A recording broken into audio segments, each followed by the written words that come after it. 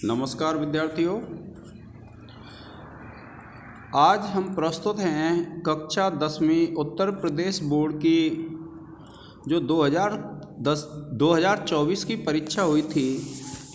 उस परीक्षा में जो पेपर आया था उस पेपर के प्रश्नों को लेकर के देखिए, जो पेपर आया है ये 2024 का पेपर है और इस 2024 के पेपर को जब आप देखते हैं तो हिंदी भाषा में इसमें 1 से लेकर के 20 तक बहुविकल्पीय प्रश्न हैं, जिनके सही उत्तर OMR में भरने हैं आपको, और काले बॉल पॉइंट पेन से या अथवा नीले से किसी से भी इन विकल्पों को गहरा काला करना है और खंड आ के प्रत्येक प्रश्न का निर्देश पढ़कर केवल प्रदत्त OMR उत्तर पत्रक पर ही उत्तर देने हैं। अर्थात जो कॉपी होती है उस कॉपी में आपको इसके उत्तर नहीं देने हैं। अब देखिए, ये जो पेपर है कब का है? 2024 का।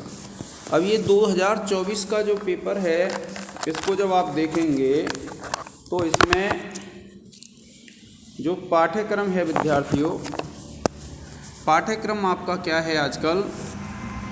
पाठ्यक्रम में आपके 5 अंक के 5 प्रश्न हिंदी गद्य का विकास संक्षिप्त परिचय में से हैं, जिनमें एक प्रश्न 1 अंक का है। तो देखिए, हिंदी गद्य के विकास में से आपके ये पहले 5 प्रश्न हैं, जिनमें पहला प्रश्न है आपका आचार्य रामचंद्र शुक्ल प्रसिद्ध हैं। तो इसमें विकल्प दिए हुए हैं और इन विकल्पों में जो सही उत्तर है वह है आपका C, आलोचना साहित्य के लिए। फिर देखिए, दूसरा प्रश्न दिया है गोदान उपन्यास के लेखक हैं। तो विकल्पों में 4 कवि दिए हुए हैं और जिसका उत्तर है प्रेमचंद। फिर देखिए, तीसरा प्रश्न है नीड का निर्माण फिर के रचनाकार हैं और इसमें 4 कवि दिए हुए हैं, जिनमें पहला कवि है हरिवंश राय बच्चन। फिर देखिए, एक रचना है, चतुर्थ प्रश्न है झूठा सच उपन्यास के लेखक हैं और लेखक हैं इसके यशपाल। ऐसे ये जो 5वां प्रश्न है इसमें दिया हुआ है छायावाद की मुख्य प्रवृत्ति है। तो आपको ध्यान रखना है कि जो छायावाद की जो मुख्य प्रवृत्ति है वह क्या है? श्रृंगार और प्रेम वेदना। और कलम का सिपाही। अब देखिए, ये जो 5 प्रश्न हैं वह हमारे हिंदी गद्य के विकास का संक्षिप्त परिचय है, उसमें से आए हैं 1 से लेकर के 5 प्रश्न। इसी प्रकार से 6 से लेकर के जो 10 तक हैं वह हिंदी पद्य का विकास संक्षिप्त परिचय उसमें से लिए गए हैं, जिसमें पहली रचना है कलम का सिपाही जीवनी है। तो आपको ध्यान रखना है, कलम का सिपाही जो जीवनी है वह किसकी है? प्रेमचंद की है। घनानंद किस काव्य धारा के कवि हैं? तो आपको ये ध्यान रखना है, जो C उत्तर है घनानंद रीति मुक्त काव्य धारा के कवि हैं। फिर देखिए, जो इसमें 8वें नंबर पर प्रश्न है, इसमें दिया हुआ है हंस पत्रिका के संपादक हैं। तो इसका भी उत्तर क्या है?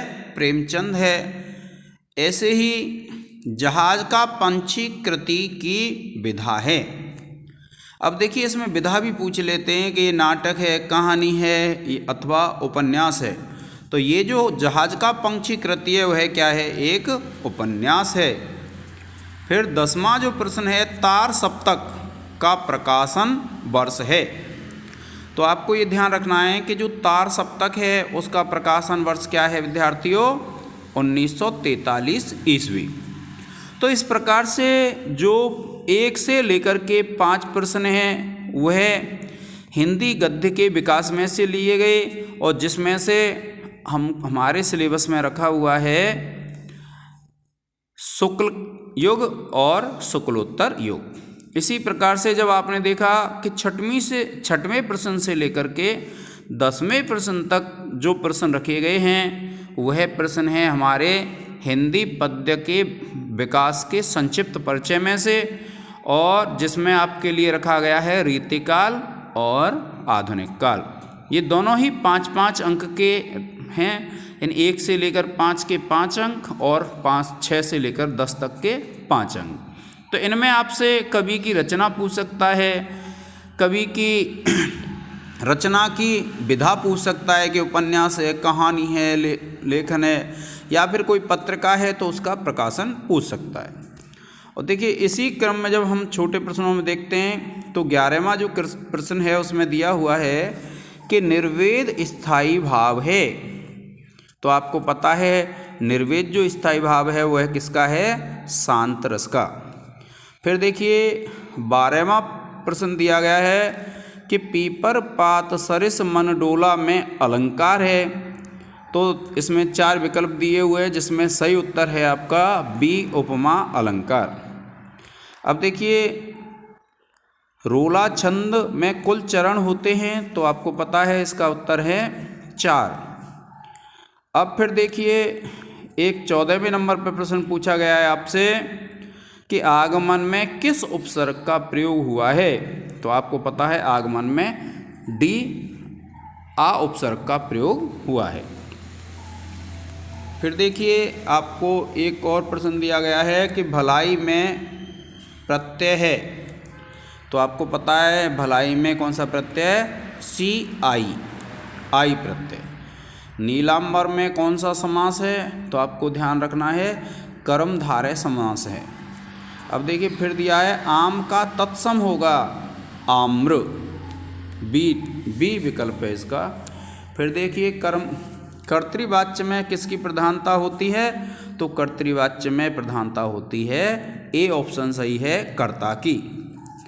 फिर उसके बाद देखिए ताभ्य में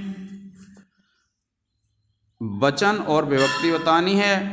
तो ताभ्य में जो वचन और विभक्ति है वह है आपकी चतुर्थी विभक्ति बहुवचन।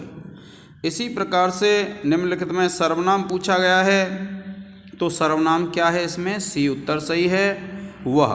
तो इसी प्रकार से विद्यार्थियों जो शेष भाग का पेपर है उसे हम अगले वीडियो में हल करेंगे।